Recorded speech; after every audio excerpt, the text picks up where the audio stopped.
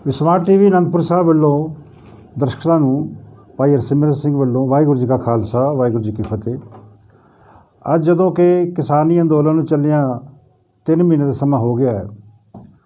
ਤਾਂ ਅਤੇ ਜਿਸ ਸਿਖਰ ਵੱਲ ਇਹ ਲਗਾਤਾਰ ਵੱਧਦਾ ਜਾ ਰਿਹਾ ਤੇ ਜੋ ਵਰਤਮਾਨ ਦੇ ਹਾਲਾਤ ਬਣ ਚੁੱਕੇ ਨੇ ਔਰ ਜਿਵੇਂ ਡੈਡਲੌਕ ਪੈਦਾ ਹੋ ਗਿਆ ਹੈ ਕਿਸਾਨਾਂ ਦੇ ਔਰ ਭਾਰਤ ਸਰਕਾਰ ਦੇ ਵਿਚਕਾਰ, ਇਸ ਦੇ ਕੀ ਅਰਥ ਨੇ। दूसरा, इस अंदोलन ने सिख पंथ नूं और सिख समाज नूं किस ढंग दे नाल प्रभावित कीता है या कि सिख पंथ की की भूमिका रही है, जिस दे नाल कि पंजाब दे विच जो सिख पंथ दा वड्डा आधार है उसने भारत अते विश्व नूं इस अंदोलन राही किहड़े नवें संदेश दिते हैं, इस दे वड्डे अर्थ की ने। क्योंकि आम तौर पर जदों दे इस अंदोलन चलिया है ਵੱਖ-ਵੱਖ चैनल ਵੱਖ-ਵੱਖ सोशल मीडिया चैनल इस दी रोज़ाना की जिहड़ी वर्किंग है ਜਾਂ हालात ने ਜਾਂ इस दे ਵੱਖ-ਵੱਖ जिहड़े एंगल ने गलबात दे राह चले ਜਾਂ होर किसी ਉਹਦਾ एनालिसिस करते हैं। पर स्मार्ट टीवी ने अपनी जिम्मेवारी समझी कि असी इस दे जिहड़े वड्डे अर्थ ने सिख पंथ लई, खास तौर पर पंजाब लई, क्योंकि ये जिहड़ा किसानी अंदोलन है मूल तौर पर पंजाब वालों शुरू होया है। जो भी बिल या जो भी कानून केंद्र सरकार ने लियांदे उसका सब तो वड्डा प्रतिकर्म भावें होर स्टेटां विच होया हल्का होया, लेकिन इसने अगे लैके गया। सो स्मार्ट टीवी इस गल बारे बड़ा चेतन है कि किस ढंग दे नाल अज असीं अपने दर्शकां नूं और सिख पंथ नूं और पंजाब वासियों नूं दुनिया दे जो सिख पंथ होर दुनिया दीयां सरकारां जो लोग वसदे ने उन्हां दसीए अपने अपने दृष्टिकोण राहीं अपने एक मीडियम राहीं कि इहदे की अर्थ ने, ये की संदेश दे रहा है। इस दे बारे खालसा जी पंजाब वासियों समझण लई सानूं पिछले 1 साल दी घटनावां जो पंजाब दे विच और दुनिया दे विच वापरियां उन्हां दा संखेप जिहा उल्लेख करना होएगा। असीं सारे जाणदे हां कि अक्तूबर 2019 दे विच नवंबर 1920 दे विच जदों गुरु नानक देव जी दा 550वां प्रकाश दिवस मनाया गया ते उस तो पहलां जो काफ़ी समय तो करतारपुर साहब लांघा बनाउण लई एक जो गुरुद्वारे दर्शन दीदार लई जो संगतां पिछले 18-19 साल तो लगातार यतन कर रहीआं सी, वो इस 550वें वर्ष ते वो करतारपुर साहब लांघा बनिया। एक तो ये एक वड्डी घटना है जिसने कि ना केवल पंजाब नूं सगों भारत ते दुनिया नूं प्रभावित किया और सिੱਖੀ फिलॉसफी नूं समझण लई इस वल रुचित होए। ये करतारपुर साहब लांघा केवल एक गुरुद्वारे के दर्शन लांघा नहीं सी, सगों सिख फिलासफी गुरु ग्रंथ साहब का मैसेज किवें इस एक प्रतीकात्मक लांघे राही दुनिया को प्रभावित कर सकता है और सिख इस तो की दिशा प्राप्त कर सकते हैं और अगले आने वाले समय में की इसका एक नवी दिशा दे के अपने आप को पंजाब नूं और दुनिया को किवें एक नवा मॉडल दे सकते हैं। ये मैं समझा कि गुरु ग्रंथ साहब का जो करतारपुर साहब का मॉडल सी। दूसरी गल है कि ये दूसरा वरतारा मैं समझदा वो है गुरु नानक साहब का करतारपुर साहब रह के जो किरत का और वंड छकण का और एक जिस तरह कह सकते हैं कि कुदरती खेती का जो मॉडल उन्होंने उत्थे दिता उस बारे भी विचार चर्चा चली, क्योंकि महज करतारपुर साहब की महत्ता इस गल नाल जुड़ी हुई है कि गुरु नानक साहब ने किवें उत्थे रह के एक दुनिया नूं एक नवा किरत का मॉडल दिता। दूसरी गल जिहड़ी सी वो सी सुल्तानपुर लोधी विखे जो दिल मनाया गया और उत्थे जो सिंह साहब ज्ञानी हरप्रीत सिंह अकाल तख्त साहब वालों जो संदेश दिता उस दे विच होर गल्लां बहुत पॉइंट आउट कीतियां गईयां बड़ियां अच्छियां। उहदे च एक संदेशनुमा एक डायरैक्शनस पंथ नूं दित्ती गई। उहदे विच होर गल्लां दे नाल नाल एक वड्डी गल जिहड़ी उन्होंने कही कि ये अज जदों कि जो प्रचलित समाजवादी और पूंजीवादी समाजवादी ते सामवादी मॉडल जिहड़े ने प्रचलित गवर्नेंस दे और समाजिक मॉडल जदों कि असफल होंदे जा रहे हैं हो गए ने तो उस बारे सिख पंथ का की दृष्टिकोण है और इस दा गुरु ग्रंथ साहब की फिलासफी नाल किहड़ा बदल दिता जा सकता है। क्योंकि इतिहास गवाह है ਕਿ ਜਦੋਂ ਪੂੰਜੀਵਾਦੀ ਮਾਡਲ ਜਿਹੜਾ ਯੂਰਪ ਚੱਲਿਆ ਉਸ ਦੇ ਮੁਕਾਬਲਾ ਕਰਨ ਲਈ ਸਮਾਜਿਕ ਸੋਸ਼ਲਿਸਟ ਮਾਡਲ ਆਇਆ, ਪਰ ਸੋਸ਼ਲਿਸਟ ਮਾਡਲ ਅੱਗੇ ਜਾ ਕੇ ਉਹ ਅੰਤਰਦ੍ਰਿਸ਼ਟੀਆਂ ਦੇ ਅਨੁਸਾਰ ਨਹੀਂ ਕਿਸੇ ਵਿਵਸਥਾ ਦੇ ਸਕਿਆ ਜਿਹੜੀ ਕਿ ਪੂੰਜੀਵਾਦ ਦਾ ਮੁਕਾਬਲਾ ਕਰ ਸਕਦੀ। ਇਸ ਦੇ ਵਿੱਚੋਂ ਜਿਹੜਾ ਸਾਮਵਾਦੀ ਮਾਰਕਸਵਾਦੀ ਕਮਿਊਨਿਸਟ ਮਾਡਲ ਨਿਕਲਿਆ ਔਰ ਮਾਰਕਸ ਨੇ ਉਸ ਤੋਂ ਬਾਅਦ ਜੋ ਹੋਰ ਦੇਸ਼ਾਂ ਦੇ ਵਿੱਚ ਇਸ ਬਾਰੇ ਜੋ ਸਰਕਾਰਾਂ ਬਣੀਆਂ ਔਰ ਇਹ ਮਾਡਲ ਅਪਲਾਈ ਹੋਇਆ, ਉਹ ਵੀ ਹੌਲੀ ਹੌਲੀ ਮੈਂ ਸਮਝਦਾ ਕਿ ਉੱਤਰ ਜਿਹੜਾ ਸੀ ਉੱਤਰ ਆਧੁਨਿਕ ਮਾਰਕਸਵਾਦੀ ਮਾਡਲ ਜਿਹੜਾ ਹੈ ਉਹ ਵੀ ਕਿਤੇ ਨਾ ਕਿਤੇ ਪੂੰਜੀਵਾਦ ਦਾ ਹੀ ਪਿਛਲੱਗ ਬਣ ਕੇ ਚੱਲ ਰਿਹਾ ਹੈ। ਇਸ ਬਾਰੇ ਸਿੰਘ ਸਾਹਿਬ ਨੇ ਸਾਡੇ ਸਾਰਿਆਂ ਨੂੰ ਧਿਆਨ ਦਿਵਾਇਆ ਸੀ ਕਿ ਕਿਸ ਢੰਗ ਦੇ ਨਾਲ ਅਸੀਂ ਇਸ ਗੁਰੂ ਨਾਨਕ ਸਾਹਿਬ ਦੇ ਪ੍ਰਕਾਸ਼ ਦਿਵਸ ਦੇ ਉੱਤੇ ਅਸੀਂ ਇਸ ਨੂੰ ਅੱਗੇ ਲਿਜਾ ਸਕਦੇ ਹਾਂ। ਇਸ ਦੇ ਨਾਲ ਨਾਲ ਜੋ ਵਿਸ਼ਵ ਪੱਧਰ 'ਤੇ ਔਰ ਪੰਜਾਬ ਭਾਰਤ ਤੋਂ ਲੈ ਕੇ ਵਿਸ਼ਵ ਪੱਧਰ ਤੱਕ ਜੋ ਤੀਸਰਾ ਵਰਤਾਰਾ ਸਾਡੇ ਸਾਹਮਣੇ ਆਇਆ, ਜਿਸ ਨੇ ਕਿ ਵਿਸ਼ਵ ਦਾ ਧਿਆਨ ਗੁਰੂ ਗ੍ਰੰਥ ਸਾਹਿਬ ਦੀ ਸਿਧਾਂਤ, ਸਾਡੀ ਸੇਵਾ ਔਰ ਸਰਬੱਤ ਦੇ ਭਲੇ ਦੇ ਜੋ ਪ੍ਰਵਾਇਤਾਂ ਨੇ ਜਾਂ ਸਾਡੇ ਸਿਧਾਂਤ ਨੇ, ਉਸ ਦਾ ਜਿਹੜਾ ਪ੍ਰਭਾਵ ਪਿਆ ਔਰ ਕਿਸ ਤਰ੍ਹਾਂ ਸਿੱਖ ਸੰਗਤਾਂ ਨੇ, ਸਿੱਖ ਸੰਸਥਾਵਾਂ ਨੇ, ਸਿੱਖ ਗੁਰਦੁਆਰਾ ਪ੍ਰਬੰਧਕ ਕਮੇਟੀਆਂ ਨੇ ਅਤੇ ਜਾਂ ਹੋਰ ਜਿਹੜੇ ਪਤਵੰਤੇ ਸੱਜਣ ਜਿਹੜੇ ਕਿ ਸੇਵਾ ਦੇ ਇਸ ਕੁੰਭ ਵਿੱਚ ਜੁੜੇ ਹੋਏ ਨੇ, ਉਹਨਾਂ ਨੇ ਵਿਸ਼ਵ ਪੱਧਰ ਤੱਕ ਉਹਨਾਂ ਲੋਕਾਂ ਤੱਕ ਇਸ ਸੇਵਾ ਦੇ ਮਾਧਿਅਮ ਰਾਹੀਂ ਲੰਗਰ ਪਹੁੰਚਾਏ, ਉਹਨਾਂ ਦੀ ਸੇਵਾ ਕੀਤੀ, ਉਹਨਾਂ ਦੀ ਹਰ ਚੀਜ਼ ਦੀ ਲੋੜਾਂ ਪੂਰੀਆਂ ਕੀਤੀਆਂ। ਜਦੋਂ ਕਿ ਲੋਕ ਤਰ੍ਹਾਂ ਕਰਦੇ ਕਮਰਿਆਂ 'ਚ ਬੜੇ ਹੋਏ ਸੀ, ਤੱਕ ਸਿੱਖਾਂ ਨੇ ਵੱਖ-ਵੱਖ ਥਾਵਾਂ 'ਤੇ ਜਾ ਕੇ ਇਸ ਗੱਲ ਨੂੰ ਸਾਹਮਣੇ ਦਿੱਤਾ ਕਿ ਉਹ ਕਿਸ ਢੰਗ ਨਾਲ ਗੁਰੂ ਦੀ ਸੇਵਾ ਦੇ ਰਾਹੀਂ, ਪੰਥ ਦੀ ਸੇਵਾ ਰਾਹੀਂ ਔਰ ਸਮਾਜ ਦੀ ਸੇਵਾ ਰਾਹੀਂ ਆਪਣੇ ਇਸ ਗੁਰੂ ਗ੍ਰੰਥ ਸਾਹਿਬ ਦੇ ਸਿਧਾਂਤ ਨੂੰ ਦੁਨੀਆ ਤੱਕ ਲਿਜਾ ਸਕਦੇ ਨੇ। ਇਸ ਵਰਤਾਰੇ ਨਾਲ ਦੁਨੀਆ ਦਾ ਧਿਆਨ ਸਿੱਖਾਂ ਵੱਲ ਗਿਆ, ਜਿਸ ਦੇ ਨਾਲ ਕਿ ਸਿੱਖ ਪੰਥ ਦੀ ਜਿਹੜੀ ਸਿੱਖ ਦਾ ਸਿਧਾਂਤ ਹੈ, ਇਹਦਾ ਵਰਤਮਾਨ, ਇਹਦਾ ਜੋ ਪਿਛਲਾ ਜੋ ਇਤਿਹਾਸ ਰਿਹਾ ਜਾਂ ਕਿਸ ਢੰਗ ਨਾਲ ਸਿੱਖ ਕੀ ਕੰਮ ਕਰਦੇ ਨੇ, ਕੀ ਚਾਹੁੰਦੇ ਨੇ, ਜਾਂ ਇਹ ਸਿਧਾਂਤ, ਇਹ ਕੌਮ ਕੀ ਹੈ, ਇਸ ਬਾਰੇ ਮੈਂ ਸਮਝਦਾ ਕਿ ਦੁਨੀਆ ਨੂੰ ਪ੍ਰਭਾਵਿਤ ਕੀਤਾ। ਇਹ ਤਿੰਨੋਂ ਘਟਨਾਵਾਂ ਕਰਤਾਰਪੁਰ ਸਾਹਿਬ ਲਾਂਘਾ, ਗੁਰੂ ਨਾਨਕ ਸਾਹਿਬ ਦਾ ਕਿਰਤ ਮਾਡਲ ਔਰ ਸੁਲਤਾਨਪੁਰ ਲੋਧੀ ਸੰਦੇਸ਼ ਅਤੇ ਤੀਸਰਾ ਕੋਵਿਡ ਦੇ ਵਿੱਚ ਜੋ ਸਿੱਖ ਪੰਥ ਨੇ ਸੇਵਾ ਕੀਤੀ ਸਮਾਜ ਦੀ, ਉਸ ਨੂੰ ਮੁੱਖ ਰੱਖੇ ਹੋਏ ਇਹ ਸਿੱਖਾਂ ਦਾ ਜੋ ਪ੍ਰਭਾਵ ਸੀ ਉਹ ਦੁਨੀਆ ਦੇ ਵਿੱਚ ਬਣਿਆ। ਅੱਜ ਜਦੋਂ ਕਿ ਚੌਥਾ ਇਹਦਾ ਜਿਹੜਾ ਪ੍ਰਭਾਵ ਹੈ, ਜਦੋਂ ਮੈਂ ਕਹਿੰਦਾ ਕਿ ਇਹ ਸੰਦੇਸ਼ ਕੀ ਦੇ ਰਿਹਾ ਪੰਜਾਬ ਇਸ ਕਿਸਾਨੀ ਅੰਦੋਲਨ ਰਾਹੀਂ, ਤਾਂ ਉਹਦੇ 'ਤੇ ਅਸੀਂ ਉੱਥੇ ਫੋਕਸ ਕਰਾਂਗੇ ਕਿ ਪਿਛਲੇ 1 ਸਾਲ ਦੀਆਂ ਘਟਨਾਵਾਂ ਨੇ ਇੱਕ ਗੱਲ ਬੜੀ ਸਪਸ਼ਟ ਕਰ ਦਿੱਤੀ ਹੈ ਕਿ ਜੋ ਸਿੱਖ ਪੰਥ ਆਪਣੇ ਅਰਥ, ਆਪਣੇ ਸਮਾਜ ਦੇ ਅਰਥ, ਆਪਣੇ ਕੌਮ ਦੇ ਅਰਥ, ਆਪਣੇ ਪੰਥ ਦੇ ਅਰਥ, ਜਾਂ ਆਪਣੀ ਜੋ ਗੁਰੂ ਗ੍ਰੰਥ ਸਾਹਿਬ ਦੀ ਸਪੇਸ ਹੈ, ਵਿਚਾਰਧਾਰਕ ਸਪੇਸ ਹੈ, ਫਿਲਾਸਫੀ ਹੈ, ਉਹਦੇ ਜੋ ਵੱਡੇ ਅਰਥ ਪਿਛਲੇ ਸਦੀਆਂ ਤੋਂ ਜਾਂ ਪਿਛਲੇ ਇਸ ਦਹਾਕੇ ਤੋਂ ਲੱਭਦਾ ਆ ਰਿਹਾ ਸੀਗਾ, ਉਸ ਨੂੰ ਮੈਂ ਦੇਖਦਾ ਬੜਾ ਵੱਡਾ ਬਲ ਮਿਲਿਆ। ਕਿਉਂਕਿ ਕਿਸਾਨੀ ਅੰਦੋਲਨ ਜੋ ਕਿ ਕਿਰਤ ਨਾਲ ਜੁੜਿਆ ਹੋਇਆ ਹੈ ਔਰ ਸਿੱਖ ਪੰਥ ਦਾ ਜਿਹੜਾ ਕਿਸਾਨੀ ਜਿਹੜੇ ਹਨ ਉਹ ਵਧੇਰੇ ਕਰਕੇ ਸਿੱਖ ਪੰਥ ਨਾਲ ਜੁੜੇ ਹੋਏ ਲੋਕ ਨੇ, ਉਹਨਾਂ ਨੇ ਇਸ ਬਿੱਲਾਂ ਦਾ ਜੋ ਵਿਰੋਧ ਕੀਤਾ ਔਰ ਅੱਜ ਪਿਛਲੇ 3 ਸਾਲ 3 ਮਹੀਨੇ ਤੋਂ ਜੋ ਕੁਝ ਵੀ ਇਸ ਵੇਲੇ ਤੱਕ ਦਿੱਲੀ 'ਚ ਜਾ ਕੇ ਸਿੰਘੂ ਬਾਰਡਰ ਜਾਂ ਹੋਰ ਬਾਰਡਰਾਂ 'ਤੇ ਜਾ ਕੇ ਇਹ ਜੋ ਪ੍ਰਭਾਵ ਬਣਿਆ ਹੋਇਆ ਔਰ ਜਿਵੇਂ ਦ੍ਰਿੜਤਾ ਦੇ ਨਾਲ ਸਿੱਖ ਨੌਜਵਾਨ ਔਰ ਹੋਰ ਜੋ ਬਜ਼ੁਰਗ ਕਿਸਾਨ ਜਥੇਬੰਦੀਆਂ ਇਹ ਕੰਮ ਕਰ ਰਹੇ ਨੇ, ਆਪਣੇ ਇਹਨਾਂ ਬਿੱਲਾਂ ਦਾ ਰੱਦ ਕਰਾਉਣ ਵਾਸਤੇ ਸਰਕਾਰ ਨੂੰ ਇੱਕ ਤਰ੍ਹਾਂ ਦਾ ਚੈਲੰਜ ਕੀਤਾ ਹੋਇਆ। ਮੈਂ ਸਮਝਦਾ ਕਿ ਅੱਜ ਦੁਨੀਆ ਇਸ ਗੱਲ ਵੱਲ ਤਵੱਜੋ ਦੇ ਰਹੀ ਹੈ, ਮੰਗ ਕਰ ਰਹੀ ਹੈ, ਜਾਂ ਇਸ ਗੱਲ ਬਾਰੇ ਸੋਚਵਾਨ ਹੈ ਕਿ ਆਫਟਰ ਆਲ ਪੰਜਾਬ ਦੇ ਵਿੱਚ ਆਖਰ ਕਿਹੜੀ ਗੱਲ ਹੈ, ਕਿਹੜੀ ਚੀਜ਼ ਹੈ ਜਿਹੜੀ ਪੰਜਾਬ ਦੇ ਸਿੱਖ ਪੰਥ ਦੇ ਇਹਨਾਂ ਲੋਕਾਂ ਨੂੰ ਕਿਵੇਂ ਪ੍ਰਭਾਵਿਤ ਕਰਕੇ ਦਿੱਲੀ ਤੱਕ ਲੈ ਕੇ ਗਈ, ਕਿਸ ਢੰਗ ਦੇ ਨਾਲ ਜਿਵੇਂ ਉਹ ਉੱਥੇ ਬੈਠ ਕੇ ਧਰਨਾ ਦੇ ਕੇ ਜਾਂ ਆਪਣੇ ਰੋਜ਼ਾਨਾ ਦੀਆਂ ਜੋ ਵਿਚਾਰਾਂ ਕਰਕੇ ਜਿਵੇਂ ਸਾਰੀ ਸਪੋਰਟ ਮਿਲ ਰਹੀ ਹੈ, ਇਸ ਨੂੰ ਮੋਬਿਲਾਈਜ਼ ਕਰਕੇ ਇਸ ਨੂੰ ਕਿਵੇਂ ਇਸ ਮੋਰਚੇ ਨੂੰ ਚਲਾ ਰਹੇ ਨੇ। ਔਰ ਇਹ ਅੰਦੋਲਨ ਜਿਹੜਾ ਹੈ ਆਖਿਰਕਾਰ ਮਹਿਜ਼ ਕਾਨੂੰਨਾਂ ਨੂੰ ਰੱਦ ਕਰਨ ਤੱਕ ਸੀਮਿਤ ਨਹੀਂ ਰਿਹਾ। ਹੁਣ ਖਾਲਸਾ ਜੀ ਇਸ ਗੱਲ ਨੂੰ ਧਿਆਨ ਨਾਲ ਸਮਝੀਏ ਕਿ ਇਹ ਮਹਿਜ਼ ਕਾਨੂੰਨਾਂ ਨੂੰ ਰੱਦ ਕਰਨ ਤੱਕ ਨਹੀਂ ਸੀਮਿਤ ਰਿਹਾ, ਕਿਉਂਕਿ ਅੰਦੋਲਨ ਜੋ ਹੈ ਇਹ ਉਸ ਵਿਰਾਸਤ ਦੇ ਵਿੱਚੋਂ ਨਿਕਲਿਆ ਹੋਇਆ ਹੈ, ਉਹ ਸਿੱਖ ਸਿੰਬਲ ਦੇ ਵਿੱਚੋਂ ਨਿਕਲਿਆ ਹੋਇਆ ਹੈ, ਜਿਹੜਾ ਕਿ ਸਿੱਖ ਇਤਿਹਾਸ ਵਿੱਚੋਂ ਨਿਕਲਿਆ, ਜਿਹੜੀ ਸਾਰੀ ਪ੍ਰੇਰਨਾ ਸਿੱਖ ਇਤਿਹਾਸ 'ਚੋਂ ਮਿਲ ਰਹੀ ਹੈ ਇਸ ਨੂੰ। ਔਰ ਜੋ ਵੀ ਕੁਝ ਵੀ ਇੱਥੇ ਇਸ ਅੰਦੋਲਨ ਨੇ ਸਾਡੇ ਸਾਹਮਣੇ ਲਿਆਂਦਾ ਹੈ, ਉਸ ਨਾਲ ਕੁਝ ਗੱਲਾਂ ਸਪਸ਼ਟ ਹੋ ਗਈਆਂ ਨੇ ਜਿਹੜੀ ਕਿ ਅਸੀਂ ਤੁਹਾਡੇ ਨਾਲ ਸਾਂਝੀ ਕਰ ਰਹੇ ਹਾਂ। ਸਭ ਤੋਂ ਪਹਿਲੀ ਗੱਲ ਤਾਂ ਇਹ ਹੈ ਕਿ ਜਿਵੇਂ ਇਸ ਅੰਦੋਲਨ ਨੇ ਪੰਜਾਬ ਦੇ ਪਿੰਡਾਂ ਦੇ ਵਿੱਚ ਜੋ ਭਾਈਚਾਰਕ ਸਾਂਝ ਪੈਦਾ ਕੀਤੀ ਹੈ ਔਰ ਜਿਵੇਂ ਇੱਕ brotherhood of society, brotherhood of man ਦਾ ਜਿਹੜਾ ਵਿਚਾਰ ਹੈ ਉਹ ਸਾਹਮਣੇ ਲੈ ਕੇ ਆਉਂਦਾ ਹੈ, ਉਸ ਨਾਲ ਇਹ ਇਸ ਅੰਦੋਲਨ ਦੀ ਇੱਕ ਵੱਡੀ ਪ੍ਰਾਪਤੀ ਹੈ। ਦੂਸਰਾ ਮੈਂ ਸਮਝਦਾ ਕਿ ਸਮਾਜਿਕ ਸਾਂਝ ਬਣੀ ਹੈ। ਸਮਾਜਿਕ ਸਾਂਝ ਜਾਤ ਪਾਤ ਦੇ ਨਾਲ ਭਾਵੇਂ ਕਿਸੇ ਤਰੀਕੇ ਨਾਲ ਸੰਬੰਧਾਂ ਦੇ ਵਿੱਚ ਵੀ ਹੈ, ਲੇਕਿਨ ਇਸ ਅੰਦੋਲਨ ਨੇ ਜੋ ਸਮਾਜਿਕ ਸਾਂਝ ਹੈ ਜਾਤ ਪਾਤੀ ਭੇਦਭਾਵ ਤੋਂ ਉੱਪਰ ਉੱਠ ਕੇ ਕਿਸਾਨੀ ਲਈ और किसानी ਦੇ ਨਾਲ ਜੁੜੇ ਹੋਏ ਕਿਰਤੀਆਂ ਨੇ ਔਰ ਜਿਸ ਤਰ੍ਹਾਂ ਨਾਲ ਦਲਿਤ ਵਰਗ ਨੇ ਔਰ ਸਾਰੇ ਵਰਗਾਂ ਨੇ ਪਿੰਡਾਂ ਦੇ ਵਿੱਚ ਬੱਚਿਆਂ ਨੇ ਬੀਬੀਆਂ ਨੇ ਔਰ ਵੱਡੇ ਬਜ਼ੁਰਗਾਂ ਨੇ ਔਰ ਨੌਜਵਾਨਾਂ ਨੇ ਇਸ ਦੇ ਵਿੱਚ ਹਿੱਸਾ ਲਿਆ ਹੈ। ਔਰ ਜਿਸ ਢੰਗ ਦੇ ਨਾਲ ਇਹ ਲਗਾਤਾਰ 3 ਮਹੀਨੇ ਚੱਲਦਾ ਆ ਰਿਹਾ ਹੈ, ਉਸ ਨਾਲ ਮੈਂ ਸਮਝਦਾ ਇੱਕ ਨਵਾਂ ਪ੍ਰਦੇਸ਼ ਸਾਹਮਣੇ ਆਇਆ।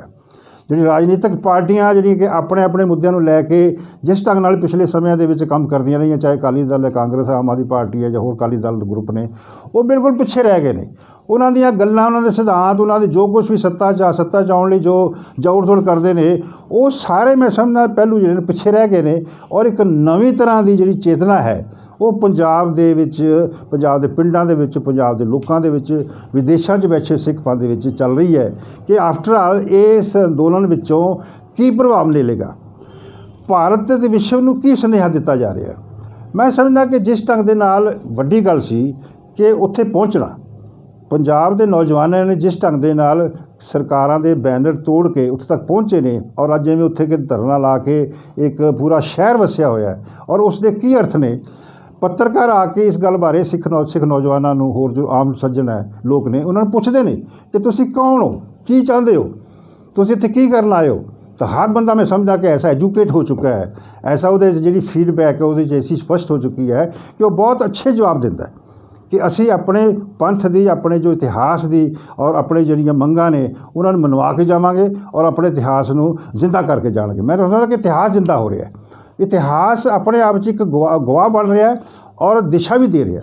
ਸੋ ਜਿੱਥੇ ਇੱਕ ਬ੍ਰਦਰਹੁੱਡ ਆਫ ਸੁਸਾਇਟੀ, ਸਮਾਜਿਕ ਸਾਂਝ ਬਣੀ ਹੈ, ਉੱਥੇ ਖਾਲਸਾ ਜੀ ਇੱਕ ਬਹੁਤ ਵੱਡੀ ਇੱਕ ਗੱਲ ਆਈ ਹੈ, ਵਿਦਵਾਨਾਂ ਵੱਲੋਂ ਵੀ ਆਈ ਹੈ ਔਰ ਸਾਰੇ ਆਮ ਜਿਹੜੇ ਰਾਜਨੀਤਿਕ ਲੋਕ ਵੀ ਨੇ ਉਹ ਵੀ ਸੋਚਣ ਲੱਗ ਪਏ ਨੇ ਕਿ ਜਦੋਂ ਕਿ ਇਹ ਜਿਹੜਾ ਖੇਤੀ ਮਾਡਲ ਹੈ ਉਹ ਚੈਲੰਜ ਹੋ ਗਿਆ, ਜਿਹੜਾ ਕਰ ਰਹੀ ਹੈ ਸਰਕਾਰ ਨਵੇਂ ਇਹਦੇ 'ਤੇ ਲੈ ਕੇ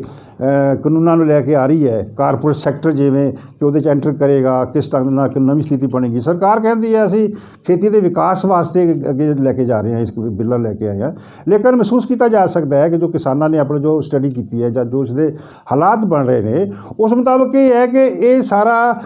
ਹੇਠ ਉੱਤਰ ਕਰ ਦੇਗਾ, ਕਿਉਂਕਿ ਕਿਸਾਨਾਂ ਦੀ ਜ਼ਮੀਨਾਂ, ਕਿਸਾਨਾਂ ਦਾ ਮੰਡੀਕਰਨ, ਭਾਵੇਂ ਕਿ ਉਹ ਪ੍ਰਚਲਿਤ ਸਿਸਟਮ ਦੇ ਨਾਲ ਕਈ ਤਰ੍ਹਾਂ ਦੀ ਸੁਧਾਰਾਂ ਦੀ ਲੋੜ ਹੈ, ਪਰ ਮੈਂ ਸਮਝਦਾ ਕਿ ਕਿਸਾਨਾਂ ਦੀ ਜਿਹੜੀ ਸੂਝ ਹੈ ਔਰ ਸਾਰੇ ਹਿੰਦੁਸਤਾਨ ਦੇ ਕਿਸਾਨ ਜਿਹੜੇ ਨੇ, ਔਰ ਇਹ ਇੱਥੇ ਆ ਕੇ ਉਹਨਾਂ ਨੇ ਜਿਵੇਂ ਚੈਲੰਜ ਕੀਤਾ ਹੈ ਇਹਨਾਂ ਕਾਨੂੰਨਾਂ ਨੂੰ, ਉਸ ਦੇ ਨਾਲ ਅਦਰ ਵਰਡਸ ਜਾਂ ਕਹਿ ਸਕਦਾ ਇੰਡਾਇਰੈਕਟ ਤੌਰ 'ਤੇ ਜੋ ਭਾਰਤੀ ਸਟੇਟ ਹੈ ਜਾਂ RSS ਦਾ ਜੋ ਏਜੰਡਾ ਹੈ, BJP ਦਾ ਏਜੰਡਾ ਹੈ, ਜਾਂ ਹਿੰਦੂਤਵੀ ਗਵਰਨੈਂਸ ਮਾਡਲ ਦਾ ਜੋ ਏਜੰਡਾ ਹੈ, ਉਹ ਚੈਲੰਜ ਹੋ ਗਿਆ।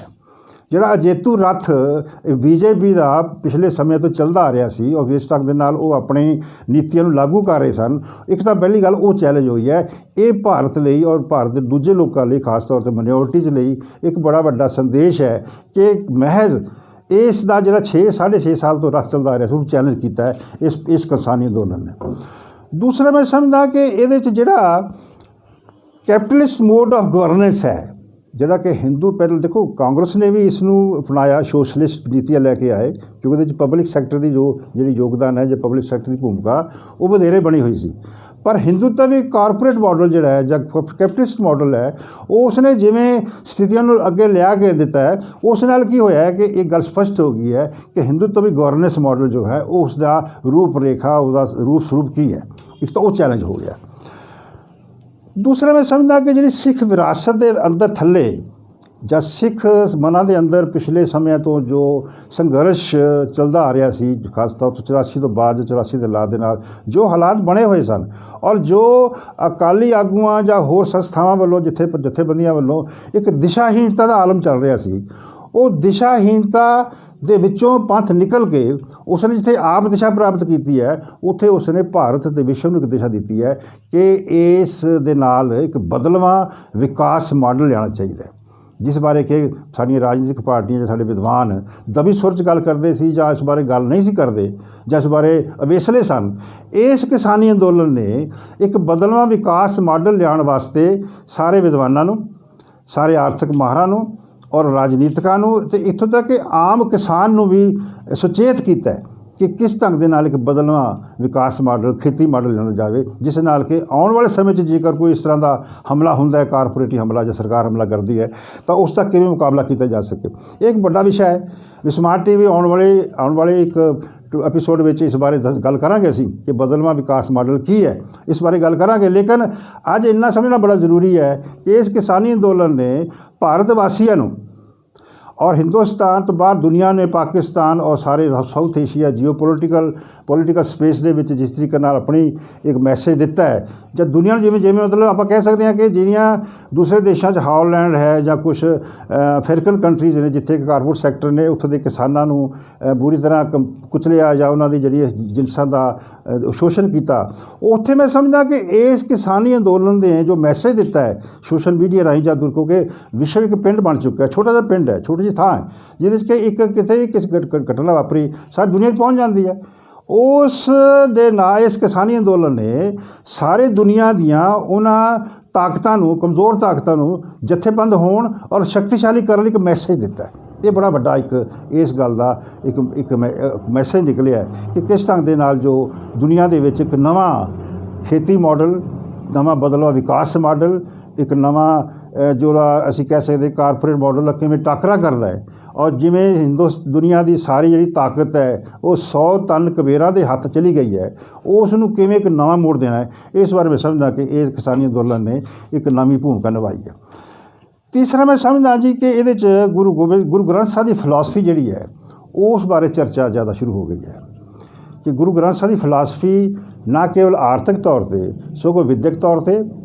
ਸਮਾਜਿਕ ਤੌਰ 'ਤੇ, ਸੱਭਿਆਚਾਰਕ ਤੌਰ 'ਤੇ ਔਰ ਰਾਜਨੀਤਿਕ ਤੌਰ 'ਤੇ, ਲੋਕਾਂ ਦੇ ਸਮਾਜਿਕ ਰਿਸ਼ਤਿਆਂ ਦੇ ਤੌਰ 'ਤੇ ਔਰ ਇੱਕ ਤਰ੍ਹਾਂ ਦੀ ਜਿਹੜੀ ਹਿਊਮਨ ਰਿਸੋਰਸਿਸ ਜਿਵੇਂ ਡਿਵੈਲਪ ਹੋਣੇ ਨੇ, ਉਹ ਵਿਸਮਾਦੀ ਮਾਡਲ ਹੈ, ਕੁਦਰਤ ਮੁਖੀ ਵਿਸਮਾਦੀ ਮਾਡਲ ਹੈ, ਉਸ ਬਾਰੇ ਮੈਂ ਸਮਝਦਾ ਕਿ ਇੱਕ ਤਰ੍ਹਾਂ ਦੀ ਚਰਚਾ ਜਿਹੜੀ ਹੈ ਉਹ ਸ਼ੁਰੂ ਹੋ ਗਈ ਹੈ। ਕਿਉਂਕਿ ਸਮਾਰਟ ਟੀਵੀ ਦੇ ਨਾਲ ਜਿਹੜੀ ਸਾਡੀ ਭਾਈ ਗੁਰਦਾਸ ਇੰਸਟੀਚਿਊਟ ਐਡਵਾਂਸ ਸਿੱਖ ਸਟੱਡੀਜ਼ ਦੇ ਰਾਹੀਂ ਅਸੀਂ ਬੜਾ ਪਿਛਲੇ ਸਮੇਂ ਤੋਂ ਕੰਮ ਕਰਦੇ ਆ ਰਹੇ ਹਾਂ, ਔਰ ਅਸੀਂ ਵਿਸਮਾਦੀ ਵਿਸ਼ਵ ਆਰਡਰ ਔਰ ਖਾਲਸਾ ਨੀਤੀ ਸ਼ਾਸਤਰ ਔਰ ਹੋਰ ਜੋ ਵਿਚਾਰਾਂ ਦਿੱਤੀਆਂ ਨੇ ਕਿਤਾਬਾਂ ਰਾਹੀਂ, ਉਸ ਦੇ ਵਿੱਚ ਅਸੀਂ ਇਸ ਗੱਲ 'ਤੇ ਜ਼ੋਰ ਦਿੱਤਾ ਹੈ। ਸਾਨੂੰ ਪਤਾ ਸੀ ਕਿ ਆਉਣ ਵਾਲੇ ਸਮੇਂ 'ਚ ਸਥਿਤੀ ਬਣੇਗੀ ਔਰ ਅਸੀਂ ਉਸ ਨੂੰ ਪਹਿਲਾਂ ਹੀ ਭਾਂਪ ਕੇ ਅਸੀਂ ਇਸ ਨੂੰ ਲਿਖਤਾਂ ਦੇ ਰੂਪ ਵਿੱਚ ਸਾਹਮਣੇ ਲਿਆਂਦਾ। ਅੱਜ ਮੈਂ ਸਮਝਦਾ ਕਿ ਜਿਹੜੀ ਉਹ ਗੱਲ ਸਾਡੇ ਵਿਚਾਰ ਦਿੱਤੇ ਗਏ ਸੀ ਉਹਨਾਂ ਦੀ ਸੁੱਤੇ ਸਿੱਧ ਇੱਕ ਸਪੇਸ ਬਣ ਗਈ ਹੈ। ਲੋਕ ਇਸ ਲਈ ਚਾਹ ਰਹੇ ਨੇ, ਆਉਣ ਵਾਲੇ ਸਮੇਂ ਦੇ ਵਿੱਚ ਇਸ ਗੱਲ ਬਾਰੇ ਜ਼ਰੂਰ ਚਿੰਤਨ ਚੱਲੇਗਾ ਕਿ ਜੋ ਪੰਜਾਬ ਦੇ ਵਿੱਚ